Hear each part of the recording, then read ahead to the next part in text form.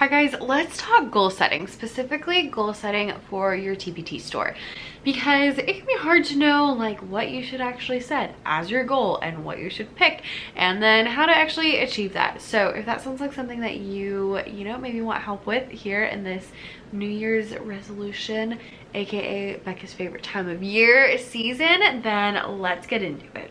Hi guys, this is Editing Becca here, and I just wanted to pop in and let you know that if you are wanting more help with goal setting and planning out next year, my goal setting mini course is now available. It's only available during the months of December and January, but it is a really simple to follow step-by-step guide of how to figure out last year, figure out next year, and just set those goals and make sure you're actually going to achieve them. So if that is something that you would like help with, you can go check that out. We're going to start with what to do if you are new, kind of your next steps after that, and then a couple of different things that you can do depending on what your store needs. Unfortunately, there's not a one size fits all, so I can't just be like, oh, focus on this. We're also going to talk about what kind of goals that you might want to make if you're doing like monetary goals, or if you're trying to increase conversion rates or that kind of stuff, and what like a realistic amount might be. And yeah, so let's get into it. Do you have coffee? Because I have coffee. It's been a long day. First of all, if you are new to TPT, I'm talking 6 months or less, or you haven't spent that much time on it, your number one goal is gonna be making products. Making products is going to help you, one, fill up your store so people actually have things to purchase. Two, it allows you to figure out kind of what products you like to do and don't like to do. Three, it helps you to figure out how to make the dang products, so that gets easier, which means that you can then start focusing on other things and you know who you're selling them to because you know what kind of products you're making. So if you're new, I would say focus on products until you hit at least 25 to 50. 50 is a good amount because that's like enough that you have some bundles, you have quite a few products, you kind of know what you're doing. But 25 is, kind of good enough to get started. So those would be your first two goals if you're looking at, you're new, you need something to do. After that, then things can change a little bit. So if you've already hit your products, you can still have product goals, and I usually do, or I kind of have like product sub goals really. I don't really need any more products. I have like a bajillion of them, but I still want to make some more because I have some things that I just, want to share. I assume that one of your main goals is going to be monetary based. So first of all, if you're trying to set a monetary goal and you're trying to figure out like what an actual like good amount would be, my suggestion would not be to just pick like a random number off the sky. I would suggest having more of a like data-based version. So instead of just picking something out of nowhere, take your year, look at each month, see how much you made each month. Take the 3 months that you did the best, average those 3, and make that your new monthly goal. Okay, so assume that you're gonna make that, times 12 or times 10, because honestly, I don't count June and July as making anything. And then if I make anything, it's a shock and it's a surprise. It's like, woohoo, excellent. So that's a good starting point if you're looking for setting a monetary goal. Now, I would say don't get too caught up in your monetary goal. And this is honestly one of the main reasons I wanted to make this video, is because it's easy to be like, oh, I want to make $10,000 in a month. That's a goal that I've had too, not gonna lie, but please hold, Nyla just knocked her ball underneath my desk. Every day, all day, every day. In case anyone has connections with the big guy, for Christmas, I would like furniture that sits on the ground and doesn't have legs so I can stop diving after tennis balls. So one of the main reasons I want to make this video is because normally when we make goals, it's going to be things like, I want to make X amount of dollars. I want to, make enough money to pay for XYZ. And that's great. But the problem is that is really abstract. When you look at your money and you're like, I want to make, twice as much money next year. Okay, what are you going to do in order to make that happen? Like, it's very just like out in the world, like no idea what to do, basically. So instead of just being like, oh, I want to make this much money and leaving it there, I would encourage you to, yes, maybe have a money goal if you would like to have a money goal, but then have a secondary goal that's something that you can actually control. So for example, that might be how many products that you make. It might be starting a new marketing platform. It might be updating your products. That's a goal that I have for next year. Any of those things are goals that you can actually be in control of, because you control how many products you make, but you don't actually control how many people click buy, because you're not standing there like making them do it. You do things to help convince them to purchase, but you're not standing there actually physically making them purchase. So what are the goals that you could potentially have for your store that you can actually control? How many products you make, you can control updating products, you can control marketing platforms, driving traffic to your business, and you can control increasing your conversion rates. Those are 4 things that are more in your control than others.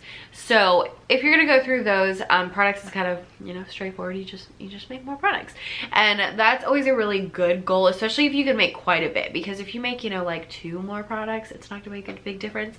But if you can make like 20 more products, then that is going to make quite a big difference in your store. So products is something that's easy to check off, easy to figure out, like, yes, I did that. Another good goal that you could have, this one's on top of my mind because I'm making this a goal this year, is updating old products. Because I don't know about you, but I know that I have some products that every time they sell, I'm a little bit like, I can't believe someone just bought that, because it really isn't great. And not that the product isn't great, but maybe like it doesn't look very good. It's maybe not the best format, like that kind of stuff. So that's a big goal of mine, is updating those products. Updating products is kind of a weird thing because it's not new products, but updating your products does increase your conversion rate and help more people purchase, because your products will then be up to date, newer. You can take all those skills that you have learned recently and apply them to products that you already had. So it's a little easier for you because you're not starting all the way from scratch, but it's also better for the buyers because they're more likely to purchase. And on top of that, your product has already been up and hopefully it's already had some purchases, maybe it's had some reviews already. And so adding to that instead of starting over is going to kind of, you know, just have a little more traction than if you're starting all the way over from zero. This is something that's top of my mind because that's what I'm working on. I kind of started it a little bit this year, but I didn't go all the way through to, you know, like all of my products, which probably will never happen. My strategy for next year is going to be to go through my most popular first and go fix those, and then kind of trickle my way down from there into ones that I feel like need more attention than others. They don't all need to be updated, but some of them do. So updating products is a good way to increase your conversion rates, because you're probably also going to update your listing and your cover and your title and that kind of stuff. And it's just a good way to, you know, make sure those products you already have are selling. That's also something that's been top of my mind, is that I tend to, you know, want to make all the new things because frankly, I just have so many ideas that I just have so many things I want to make. And so what actually comes out is a teeny tiny fraction of what I would like to make.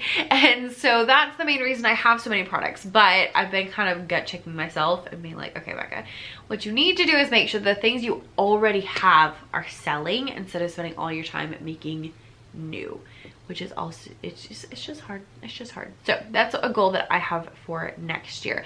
Make sure those products you already have are actually selling. Make sure they're up to date. I just hate that feeling of when someone purchases something and you're like, oh, I can't believe you bought that. Because like I want, and hopefully they loved it, but I want every product that I sell to be like, yeah, you're gonna love that because it's amazing. And I have some that I just don't quite feel that way about. Some like presentations that are PDF when they should be Google Slides, some that are just frankly ugly and need to look prettier, and like there's just a variety of reasons that I really feel like updating is a good idea.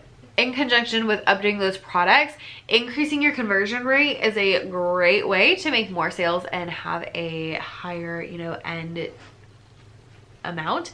So to increase your conversion rate, things you can do would be to update your covers, something else that's on my list, update your thumbnails, go add previews or video previews to your products. Those are excellent ways to increase your conversion rate, great ways to increase your sales. Those are all things you can do to help increase your conversion rate. Another thing you can do to help increase your conversion rate is to have content that talks about your products. What I mean by that is having blog posts, videos, even social media posts, but blog posts or videos would be better, that talk about different products and kind of give like a behind the scenes look so that people understand the products better.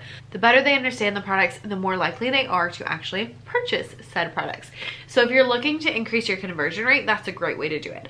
Especially if you have products that are a little bit more difficult to explain. I personally have some products that are like worksheets that are pretty dang obvious, you know, like I have color by note worksheets. It's like, okay, color the quarter note red. That's not difficult to understand. Pretty much everyone gets that. So I don't need to go super in depth about how to do that in a blog post, but I have other things that are maybe like songs that are more obscure, or I have lessons, or I have games that I made up so nobody else knows how to play them because I made them up, and they're not searching for them because I made them up. And so those are the things that you can have blog posts and videos about, and that's going to help explain them.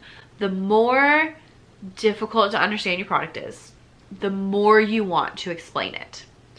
The more you want to have blog posts and videos talking all about it so that people understand it, so they will be ready to purchase. Because if they look at it and they don't know how to work it, they're not going to buy. So you really want to focus on making sure that that's happening. Long form content is a great way to increase your conversion rate, and also it doubles because it also helps with your traffic, which goes to the next one. If you are, you know, pretty good on products, pretty good on updates, pretty good on all that kind of stuff, then your next step would be that you want to focus on your marketing. Now, I personally am always partial to content marketing, which again is blog posts or videos, making content about your products to then market. These are so great because doing blog posts and videos helps you to get out in front of people. So when they're going to Google, when they're going to YouTube, they're searching things, they can find you. And people find me from typing things into Google. You want that to happen because they're looking for something and you want to be that solution. It's also great because people can learn about your stuff and learn about your products without having to commit. Because I know if I'm looking for how to do something, the first place I'm going is not TPT, because I'm not immediately like, oh, let me spend money. I'm like, let me find a solution to my problem. And then if that solution ends up being a product, like that's fine, but I don't start out that way. So you want to think of it that way. Like, what are people doing? They're going to YouTube, they're going to Pinterest, they're going to Google, and that's how they're looking for their answers. They're not just going to TPT. So getting that will get you out in front of new people, help people see you, help people see your products, and it will help build an audience, which is the main key that I think everyone needs to do. Hey, get out. How did you open my closet door? Huh? These people that come and find you in a blog or a YouTube video can then, you know, join your email list or subscribe to you on YouTube, and you can then talk to them and you can send them more content. They can see more of your stuff. And this is going to help so that they will be more likely to purchase your stuff. You are able to actually have some control over your business. Like, it's just so good. It's so good. It's so good. I have a whole video about why you need an audience, so I'll link that down below. But yeah, content marketing is my top number one. That's not the only kind of marketing you could do. You could also do social media. You could also do Pinterest. You could also do paid ads. All of those things are great, but here's the thing about goals. For your goals, I wouldn't say, oh, I'm gonna do all of them, especially if you're not currently doing them now. I would say only add one new thing at a time. So if you're new to TPT, products are your one new thing. Once you get to 25, once you get to 50, you know how to make products, you can add another new thing. Okay, but when you first get started, you just want to make the products because you just need to figure out how to do that one thing. Now, once you know how to make products, then it's easier to add other things. Once you already know how to make YouTube videos, it's easier to add something else that's new, but only do one new thing at a time. So with your income goal, think through, you know, okay, this is what I want to make, but how am I going to achieve that? Okay, I'm going to make so many products. I'm gonna increase my conversion rates, like whatever it is that you're gonna work on, have some action items that go along with that. If you're looking to increase your revenue, then what you need to do is either increase your number of products, increase your conversion rate, or increase your traffic. Those are the 3 ways to make more money. And so those are the 3 things that we just talked about. Now, what your priority is going to be depends on where you are in your business. And so pick your priority, figure out what you need to work on, and then have some goals. I would love to know if you have picked out your goals for next year. Let me know what those are down in the comments, and especially if they're TPT related. Thanks so much for watching. I'll see you next time. Bye.